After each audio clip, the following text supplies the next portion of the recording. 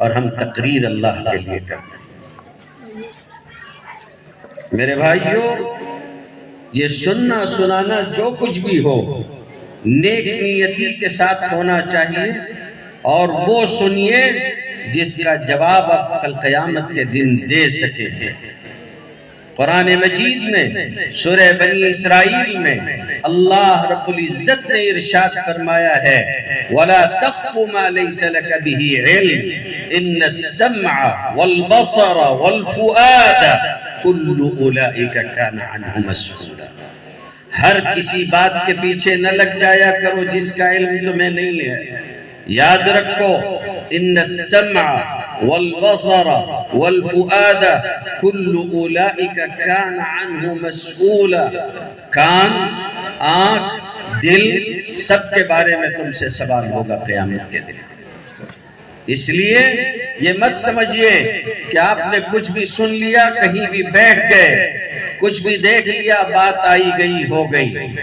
یہ یاد رکھیے گا کہ جو کچھ بھی ہو رہا ہے اور جو کچھ بھی ہوگا یہ ساری چیزیں محفوظ ہوئی جا رہی ہیں۔ کوئی چیز کسی طرح سے چھپی ہوئی نہیں رہ سکتی۔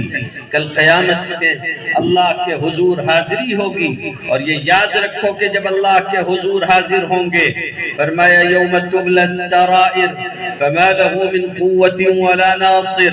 اس دن کوئی چیز چھپی ہوئی نہیں رہے گی، اور اس دن کوئی طاقت اور کوئی قوت مددگار کے طور پر نہیں ہوگی۔ کل قیامت کا دن ہوگا، ہر انسان کے پاس اس کا اپنا نام اعمال ہے، موجود ہے، آپ کو دکھائی دے رہا ہو یا نہ دکھائی دے رہا ہو، لیکن ساری چیزیں محفوظ کی جا رہی ہیں اور لکھی جا رہی ہیں۔ وَكُلَّ إِنسَانٍ أَلْزَمْنَاهُ طَائِرَهُ فِي عُنُقِهِ وَنُخْرِجُ لَهُ يَوْمَ الْقِيَامَةِ كِتَابًا يَلْقَاهُ مَنشُورًا۔ ہر انسان کے ساتھ اس کا نام اعمال ہے۔ قیامت کے دن انسان کو خود ہی کہہ دیا جائے گا کہ تم خود پڑھ کر اپنا حساب و کتاب کر سکتے ہو۔ اقرأ کتاب کفا بنفسک اليوم علیک حسیبا۔ اور کوئی چیز چھوٹ نہیں رہی ہے، کتنی چیزیں ایسی ہیں۔ ایک مرتبہ میں بیٹھا ہوا تھا اور اپنا کام چونکہ ہم لوگ سیل فون پہ کرتے ہیں، پورا کتب خانہ ایک ساتھ نہیں لے کے چل سکتے آپ، تو اسباب و وسائل ہیں تو سیل فون پہ پڑھتے ہیں، گھر پہ ہوتے ہیں تو لیپ ٹاپ وغیرہ پہ پڑھتے ہیں۔ اللہ نے وسعت دی، دنیا بھر کے کتب خانے آپ کی مٹھی میں ہیں۔ ایک روز بیٹھا ہوا تھا، اپنی کچھ پرانی چیزیں نکال کے دیکھ رہا تھا، کچھ تحریریں، کچھ چیزیں، ایسے موضوعات بھی سامنے آئے جن کے بارے میں اب ذہن میں نہیں ہے کہ میں ان کے اوپر بھی تقریر کر چکا ہوں۔ حیرت ہوئی کہ یہ میری تقریریں ہیں، میں ان پر بیان کر چکا ہوں، یہ موضوعات ہیں۔ ابھی دنیا کی زندگی ختم نہیں ہوئی ہے، ابھی تقریر کرتے ہوئے کوئی 20-25 سال کا عرصہ گزرا ہے۔ ابھی اس درمیان میں بھولنے لگا کہ میں نے کون سے موضوعات پہ تقریریں کی اور کون سے پہ نہیں ہیں۔ زندگی کی کتنی یادیں ایسی ہیں جو اب یاد نہیں ہیں۔ کل قیامت کا دن ہوگا، اللہ کے حضور ہوں گے، نام اعمال نکال کے سامنے لایا جائے گا، اور اس موقع پہ یہ ہوگا کہ جب انسان کے سامنے اس کا نام اعمال رکھا جائے گا تو انسان کہے گا ما لہذا الکتاب لا یغادر صغیرۃ ولا کبیرۃ الا احصاها ووجدوا ما عملوا حاضرا۔ فرمایا کہ انسان اپنا نام اعمال دیکھ کے کہے گا اس کتاب کو کیا ہو گیا، ما لہذا الکتاب لا یغادر صغیرۃ ولا کبیرۃ الا احصاها۔ اس نے کوئی چیز نہیں چھوڑی، ہر چھوٹی بڑی چیز اس نے اپنے اندر محفوظ کر لی ہے۔ کل قیامت کے دن کتنی دوستیاں تم نے کر لی ہیں، آج کر لیا بھلا دیا، کتنے لوگوں سے تعلق رکھا اور اس کو پھر نسیان کے حوالے کر دیا۔ کل قیامت کے دن یہ ساری دوستیاں، یہ ساری تعلق داریاں، یہ سب نکال کے سامنے رکھی جائیں گی۔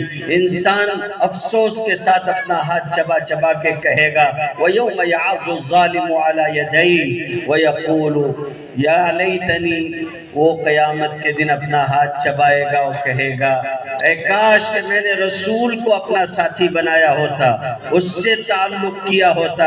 یا ویلتا لیتنی لم اتخذ فلانا خلیلا، اے کاش کہ میں نے فلاں اور فلاں کو اپنا دوست نہ بنایا ہوتا۔ لقد اضلنی عن الذکر بعد اذ جاءنی، اس نے میرے پاس بعد اس کے نصیحت آ گئی تھی، اس نصیحت سے مجھ کو گمراہ کر دیا۔ یہ جتنوں کے پاس بیٹھ رہے ہو، جتنوں کو سن رہے ہو، جو تمہیں غفلت میں ڈال رہے ہیں، جو تمہیں نمازوں سے اور عبادتوں سے دور کر رہے ہیں، جو تمہیں نیکیوں سے روک رہے ہیں، جو تمہیں برائیوں کی طرف لے جا رہے ہیں، یاد رکھو یہ دوستیاں کل بوجھ ہو جائیں گی، کل بوجھ ہو جائیں گی۔ اور نبی کریم صلی اللہ علیہ وسلم نے صفائی سے فرمایا ہے، المرء علی دین خلیلہ، آدمی اپنے دوست کے دین پر ہوتا ہے، تعلق آ کے رہے گا اور بگاڑ جس میں سما کے رہے گا، بری صحبت بری طرف لے جا کے رہے گی۔ اس لیے تمہیں دیکھنا چاہیے کہ تم کس سے دوستی کر رہے ہو۔ المرء علی دین خلیلہ فلینظر الی من یخالل، آدمی کو دیکھنا چاہیے کہ آدمی کس کے ساتھ اس کی دوستی ہے، قبل اس کے کہ جس دن کوئی دوستی ساتھ نہ دے، جس دن کوئی تعلق ساتھ نہ دے، اس سے پہلے اپنی دوستی ایسے دوست سے جوڑ لو جس کی دوستی ساتھ دے گی اور جس کا تعلق تمہیں کام آئے گا۔ الاخلاء بعضهم لبعض عدو الا المتقین، قیامت کے دن دوستوں کے لیے ایک دوسرے کے لیے دشمن ہو جائیں گے سوائے متقی و پرہیزگار لوگوں کے۔ اس لیے میرے بھائیوں، ابھی جی رہے ہو، ابھی اس دنیا میں ہو اور موقع غنیمت ہے تمہارے پاس، اگر تم کچھ کر سکتے ہو تو پہلے خود کے لیے کرو، اپنے لیے تیاری کر لو۔ حضرت ابو ذر غفاری رضی اللہ تعالیٰ عنہ بیان فرمایا کرتے تھے کہ خفف الحمل فإن العقبۃ کعود، اپنا سامان ہلکا رکھو، اس لیے کہ جس وادی سے تم کو گزرنا ہے وہ بہت دشوار گزار ہے، اس سے وزن لے کے پار نہیں ہو پاؤ گے، اس لیے اپنا بوجھ ہلکا رکھو، اپنا بوجھ ہلکا رکھو۔ عموماً جب ملکی سطح پر سفر کرنا ہوتا ہے تو دوسروں کی بات تو نہیں، البتہ میں اپنی بات ضرور عرض کرتا ہوں کہ میں اپنے ساتھ ایک ہینڈ بیگ رکھتا ہوں، کوئی لگیج ویگیج نہیں رکھتا کہ جس کو مجھے طیارے میں بھی جو ہے وہ لگیج کو جو ہے ڈراپ کرنا پڑے اور باہر نکلنے کے بعد پٹے پہ جا کے انتظار کرنا پڑے کہ ابھی سامان آئے گا، جبھی سامان آئے گا۔ ایک دو جوڑے کپڑے، کچھ ایک دو چیزیں اپنے استعمال کی، ایک ہینڈ بیگ میں رکھا اور چلے گئے۔ جب نکلنا ہوتا ہے گرین چینل سے تب احساس ہوتا ہے کہ جب قیامت کا دن ہوگا اگر اپنا سامان وہاں بھی ہلکا ہوا تو یہی عالم ہوگا کہ پوچھتے پوچھتے لوگ آگے آئیں گے کہ کیا بس اتنا ہی سامان ہے؟ اگر وہاں ایسا ہی ہوا اللہ کی توفیق سے تو کوئی انتظار نہیں کرنا پڑے گا، آدمی نکل جائے گا۔ میرے بھائی، اپنی دنیا سے اپنی آخرت کو سمجھو۔ وَلَا تَنْسَ نَصِيبَكَ مِنَ الدُّنْيَا وَأَحْسِنْ كَمَا أَحْسَنَ اللَّهُ إِلَيْكَ، دنیا سے اپنا توشہ لو، دنیا سے اپنا حصہ لو اور یاد رکھو کہ احسان، نیکی اور بھلائی کا معاملہ کرو جیسا اللہ نے تمہارے ساتھ کیا ہے، خود کے ساتھ سب سے پہلا احسان کرو۔ یاد رکھو جو کر رہے ہو وہ اپنے ساتھ برائی کر رہے ہو، کسی دشمن کی ضرورت نہیں اس آدمی کو جو اپنے رب سے دور جا رہا ہو، کسی دشمنی کی ضرورت نہیں اس شخص کے لیے جو عبادات سے دور جا رہا ہو، کسی حاسد کی ضرورت نہیں اس شخص کے لیے جو اللہ کی نعمتوں کو برت رہا اور ناشکرہ بنا ہوا ہو۔ جلد اس کی نعمتیں ختم ہو جائیں گی اور اس کی آخرت تباہ و برباد ہو جائے گی۔ جو ناشکرہ ہے نعمتیں اس کے پاس بہت دن باقی نہیں رہتی، شکر گزاری کے ساتھ نعمتیں برقرار رہتی ہیں، شکر گزاری نہ ہو تو اللہ نعمتیں واپس لے لیتا ہے۔ اگر کوئی اپنے ساتھ یہ دشمنی کر رہا ہے تو اس کا دشمن اس سے بڑا کوئی نہیں ہے۔ اگر آپ اٹھ نہیں رہے ہیں، اللہ کے حضور حاضر نہیں ہو رہے ہیں، سجدے میں سر نہیں رکھ رہے ہیں، تو آپ قربت کے، اللہ کے تقرب کے بہت اونچے مقام سے محروم ہو رہے ہیں۔ حدیث شریف میں آتا ہے، مسلم شریف کی حدیث ہے، نبی کریم صلی اللہ علیہ وسلم نے ارشاد فرمایا، اقرب العبد من اللہ تعالی، اللہ سے سب سے زیادہ قریب بندہ اس وقت ہوتا ہے جبکہ وہ سجدے میں ہوتا ہے۔ اللہ سے سب سے زیادہ قربت کا مقام بندے کا وہ ہوتا ہے جب وہ سجدے میں ہوتا ہے۔ اگر اللہ نے تمہیں آزاد دیے ہیں، ہاتھ پیر میں قوت ہے، تم اگر ابھی بھی اٹھ بیٹھ لیتے ہو، جھک جاتے ہو، کھڑے ہو جاتے ہو، سجدے میں سر رکھنے کا موقع تمہارے پاس ہے، اور اس کے باوجود اگر تم سجدہ نہیں کر رہے ہو تو تمہیں ڈرنا چاہیے آخرت کے اس دن سے نہیں جس کے بارے میں قرآن میں کہا گیا کہ لوگوں کو سجدے کے لیے بلایا جائے گا اور وہ سجدہ نہیں کر سکیں گے، ان کی کمر تختہ ہو جائے گی۔ اس دن سے نہیں ڈراتا ہوں، بلکہ دنیا ہی میں اس نعمت کی محرومی سے ڈرو جب ڈاکٹر تم سے کہہ دیں گے کہ اب تمہارے گھٹنے اور تمہاری ریڑھ کی ہڈی اس لائق نہیں کہ تم زمین پہ سجدہ کر سکو۔ حضرت حسن بصری اور حضرت رابعہ ہی سے نقل کیا گیا ہے ایک جملہ، اور وہ یہ ہے، حضرت رابعہ فرمایا کرتی تھی کہ عبادت کر لو جوانی کے دن میں، جوانی کے دن میں عبادت کر لو، اس لیے کہ بڑھاپا بہت ساری عبادتوں سے روک دیتا ہے۔ اگر تم اپنے آپ کو اس طرف نہیں لے جا رہے ہو تو یاد رکھو بہت بڑی محرومی کی طرف جا رہے ہو۔ اللہ کا تقرب حاصل کرو، اپنے دشمن مت بنو، اپنے آپ کے دشمن مت بنو۔ اللہ نے اگر اپنی معرفت دے دی ہے یہ اس کا احسان ہے، اللہ نے اپنا نام دے دیا ہے یہ اس کا فضل ہے، اس کا کرم ہے۔ اب اگر تم اس پر نافرمانی کرو گے تو یہ یاد رکھو کہ تم اپنے خلاف حجت جمع کر رہے ہو۔ یہ دنیا ہے میرے بھائی، یہ دنیا ہے، یاد رکھو اس دنیا میں ہمیشہ نہیں رہنا ہے۔ ہم سے پہلے یہاں دوسرے رہتے تھے، ہمارے بعد بھی یہاں دوسرے رہیں گے۔ یہ گلیاں ہیں، یہ دیوار ہے، یہ پرانی عمارت آپ کے سامنے ہے۔ اگر ان دیواروں کے پاس زبان ہوتی تو تم ان سے پوچھ سکتے تھے کہ تم نے ہمارے آباء و اجداد کو دیکھا ہے؟ وہ کہتی کہ ہاں ہم نے دیکھا ہے، انہی سڑکوں پہ چلتے ہوئے دیکھا ہے۔ آج وہ کہاں ہیں؟ آج وہ مٹی میں مل کے ختم ہو چکے ہیں۔ کئی بار ہم نے دیکھا کہ جن کا معطر بدن تھا، مشین کفن تھا، جو قبر کوہن ان کی اکھڑی تو دیکھا، نہ عزو بدن تھا نہ تارے کفن تھا، سب ختم ہو چکا ہے، کوئی چیز باقی نہیں ہے۔ جا گورے غریباں پہ نظر ڈال بعبرت، کھل جائے گی تجھ پر تیری دنیا کی حقیقت، اور عبرت کے لیے ڈھونڈ کسی شاہ کی تربت، اور پوچھ کہاں ہے وہ تیری شان حکومت، کل تک جو بھرا تھا وہ غرور آج کہاں ہے، اے کاسے سر بول تیرا تاج کہاں ہے۔ جائیے دیکھیے کتنی کھوپڑیاں بغیر تاج کے پڑی ہوئی ہیں، جائیے قبرستان میں دیکھیے کتنے لوگ تھے جو یہ کہتے رہے کہ کل سے شروع کر دوں گا، کل سے اطاعت و فرما برداری کروں گا، کل سے توبہ کر لوں گا۔ ان کے زندگی میں وہ کل نہیں آیا، وہ دنیا سے نکل کے چلے گئے، رخصت ہوئے۔ اس لیے میرے بھائیوں سب کچھ محفوظ ہو رہا ہے، سب لکھا جا رہا ہے، سب کچھ جمع کیا جا رہا ہے۔ ایسا کوئی کام مت کرو جو کل ذلت اور رسوائی کا سبب ہو۔ میں اپنے نوجوان بھائیوں سے کہنا چاہوں گا، لوگ کہتے ہیں ہمارے نوجوان مرتد ہو رہے ہیں، لوگ کہتے ہیں کہ ہماری بچیاں دین سے پھر رہی ہیں۔ معاف کیجئے، ایسا ہوگا، میں مانتا ہوں یہ صحیح ہے، ہو رہا ہے، میں خود کام کرتا ہوں، مجھے پتا ہے ان ساری باتوں کا، لیکن میں ایک بات کہنا چاہتا ہوں، سچی بات یہ ہے کہ ہمارا نوجوان کمزور نہیں ہے، ہمارا نوجوان تو بھیڑوں میں پلا ہوا ہے، بکریوں میں پلا ہے۔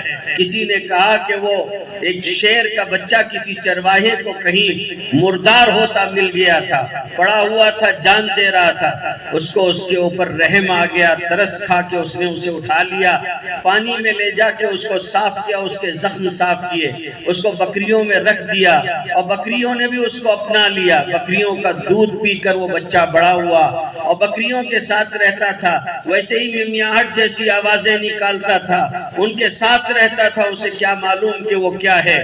ایک دن وہ جب دریا کے کنارے پہنچا اور وہاں پانی پی رہا تھا، اب جو اس نے دریا میں سر جھکا کے دیکھا تو اس نے محسوس کیا کہ وہ اپنی ماں کی طرح نہیں ہے۔ وہ جس بکری کو اپنی ماں سمجھ رہا تھا اسے تو اپنی آنکھ سے دیکھتا تھا، مگر خود کو اس نے کبھی دیکھا نہیں تھا آئینے میں کہ وہ خود کیا ہے۔ اب جو اس نے اپنا چہرہ بشرا دیکھا تو خوش ہوا، اور خوش ہو کے خوشی میں جو اس نے آواز نکالی تو وہ اس کے دہاڑنے کی آواز تھی۔ ساری بکریاں ادھر ادھر بھاگ گئیں، گھبرا گئیں، اور وہ خوشی سے چلتا ہوا جب واپس لوٹا تو وہ کوئی بکری کا بچہ نہیں، شیر تھا۔ ہمارا نوجوان جس کے پاس توحید کی قوت ہے، جس کے پاس نبی کریم صلی اللہ علیہ وسلم کی محبت ہے، جس کے پاس اللہ کی بھیجی ہوئی شریعت ہے، بس بات اتنی ہے کہ وہ ایک مخلوط معاشرے میں پلا بڑھا ہے۔ وہ جانتا نہیں کہ توحید کی قوت اور طاقت کیا ہے، اسے پتہ نہیں ہے کہ رسول اللہ صلی اللہ علیہ وسلم کی محبت اپنے اندر کیا تاثیر رکھتی ہے۔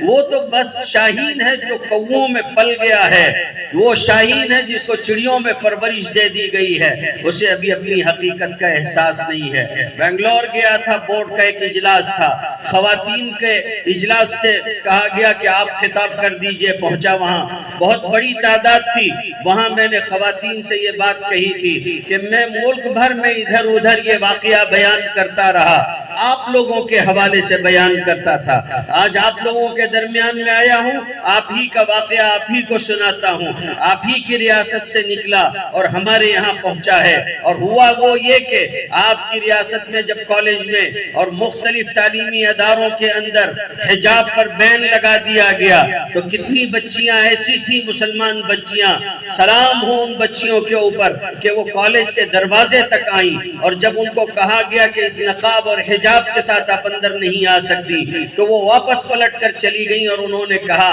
کہ ہمیں اپنا حجاب عزیز ہے، ہم اسے تو نہیں چھوڑ سکتے، تعلیم ایک مرتبہ چھوڑ سکتے ہیں۔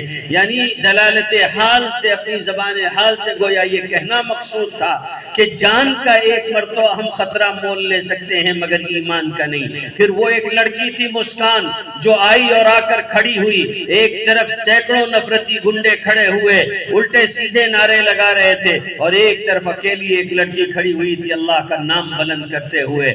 میں یہ جانتا ہوں کہ ہماری نئی نسل وہ ایسی نہیں ہے کہ اگر اسے احساس ہو جائے اس کے باوجود وہ منہ پھیر لے گی۔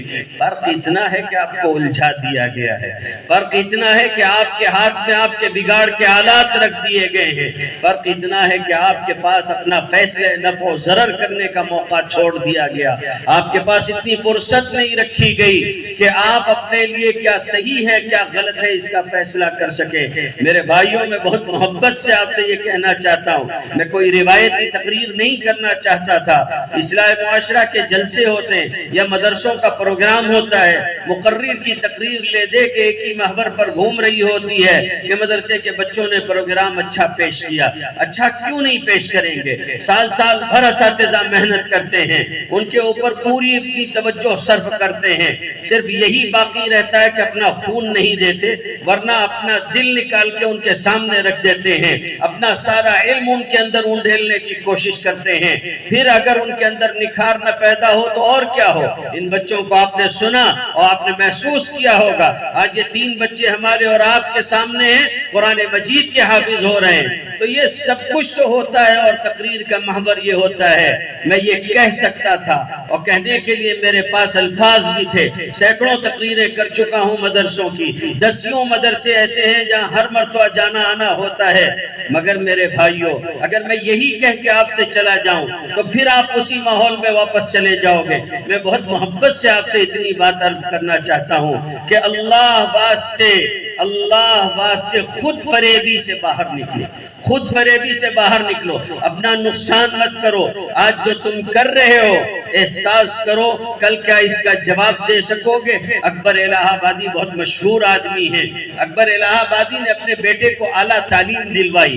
اکبر خود اپنے زمانے میں بہت اعلیٰ تعلیم یافتہ تھے۔ اعلیٰ تعلیم سمجھتے ہو؟ میں آپ کو ایک لطیفہ بیچ میں سنا دیتا ہوں پھر آگے چلتا ہوں۔ اتنا شاندار تبصرہ میں نے کسی اور کا نہیں سنا۔